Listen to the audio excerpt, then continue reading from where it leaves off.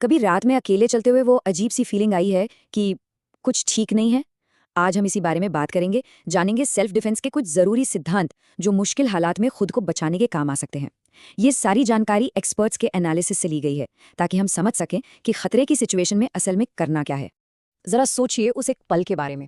दिल जोर जोर से धड़क रहा है, माथे पर पसीना, कोई घेर ले, चिल्लाए और हावी होने की कोशिश करे। डर का वो एक लम्हा जब सब कुछ धुंधला सा लगने लगता है ना। बस आज हम उसी पल से बाहर निकलने और सिचुएशन को कंट्रोल करने की बात करेंगे। ये सिर्फ फिजिकल डर की बात नहीं है, ये अपमान का एहसास है। ऐसा लगता है जैसे किसी ने डिग्निटी छीन ली हो। और ये जो बेबसी वाली फीलिंग है ना, ये किसी भी चोट से ज्यादा गहरा जख्म दे जाती है। तो ऐसी सिचुएशन से निपटने के लिए सिर्फ बॉडी की ताकत काफी नहीं है। जवाब है हमारा दिमाग। हर चीज की शुरुआत यहीं से होती है। चलिए एक वॉरियर की मानसिकता को समझते हैं। ये एग्रेशन के बारे में नहीं, बल्कि स्मार्ट तरीके से खुद को बचाने के बारे में है। देखिए, असली ताकत लड़ाई शुरू करने में नहीं, बल्कि उसे टालने की समझदारी में है। वायलेंस वो हमेशा हमेशा लास्ट ऑप्शन होना चाहिए। एक ऐसा हथियार जिसे तभी उठाना है जब जान बचाने का कोई और रास्ता ही ना बचा हो। लेकिन तब क्या करें जब खतरा सिर पर ही आ जाए, जब कोई सिर्फ कुछ इंच की दूरी पर हो। चलिए अब उन क्रिटिकल मोमेंट्स के लिए कुछ असरदार हैंड टेक्निक्स को समझते हैं। ये पहली टेक्निक बहुत जरूरी है। देखिए, यहाँ मकसद लड़ाई जीतना नहीं है, मकसद है भागने का एक मौका बनाना। ध्यान भटकाने वाला वो एक सेकंड भी बचाने के लिए काफी हो सकता है। ये एक डिफेंसिव मूव है जो आपको वो जरूरी स्पेस देगा जिसकी आपको जरूरत है। तो सिचुएशन ये है कि हमलावर करीब आ रहा है, पर्सनल स्पेस में घुस रहा है। एक्शन क्या लेना है?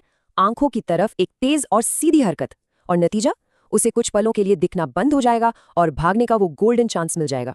लेकिन अगर सिचुएशन और भी सीरियस हो जाए तो, और सिर्फ ध्यान भटकाना काफी ना हो? कभी कभी जब लगता है कि अटैक होने ही वाला है तो एक मजबूत जवाब देना पड़ता है। अब इस मूव को जो चीज असरदार बनाती है वो है सरप्राइज एलिमेंट।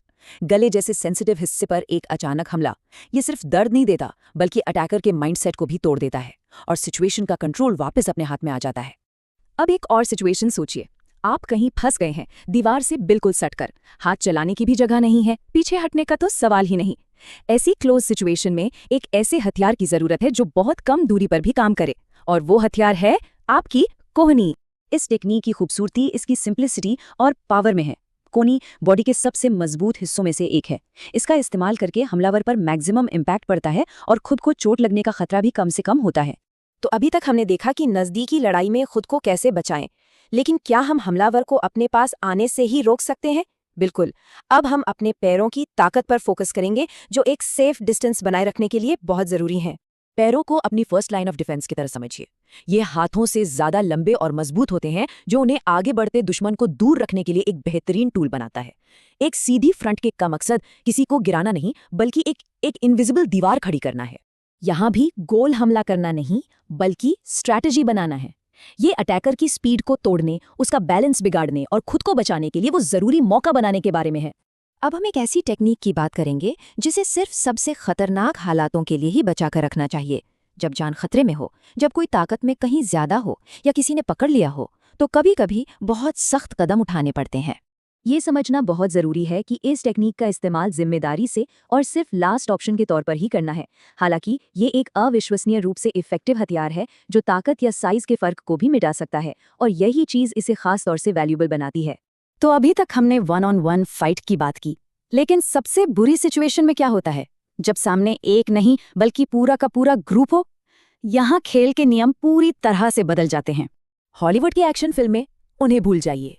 असल जिंदगी में एक साथ कई लोगों से भिड़ना तबाही को बुलावा देने जैसा है। यहाँ मकसद हीरो बनना नहीं, बल्कि जिंदा बचना है बस। तो स्ट्रैटेजी बिल्कुल साफ है, लड़ना नहीं है। पहले मामले को शांत करने की कोशिश करो। अगर वो काम ना करे तो ध्यान भटकाओ, और जैसे ही मौका मिले भाग जाओ। भागना कायरता नहीं है, ये सबसे स्मार्ट फैसला है जो उस वक्त लिया जा सकता है। लेकिन क्या हो अगर मैं कहूँ कि सबसे अच्छी सेल्फ डिफेंस तकनीक में एक भी पंच या किक शामिल नहीं है? चलिए अब सबसे पावरफुल हथियार के बारे में बात करते हैं, कॉन्फिडेंस। और यहीं पर हम सेल्फ डिफेंस के सबसे बड़े सच पर आते हैं। शिकारी जो होते हैं ना, वो बराबरी की लड़ाई नहीं ढूंढते, वो ढूंढते हैं एक आसान शिकार। और कोई दुनिया के सामने खुद को कैसे पेश करता है, ये एक सिग्नल भेजता है। सिर उठाकर और सीधे चलना, ये सिर्फ एक पोस्चर नहीं है, ये एक ऐलान है कि मैं आसान टारगेट नहीं हूं। तो आखिर में ये सवाल खुद से पूछना बनता है, सबसे अच्छी सेल्फ डिफेंस क्या है? एक सटीक पंच या कॉन्फिडेंस का वो इनविजिबल कवच जो लड़ाई को शुरू ही ना होने दे? शायद जंग की असली कला लड़ने की जरूरत को ही खत्म कर देना है। इस पर सोचिएगा जरूर।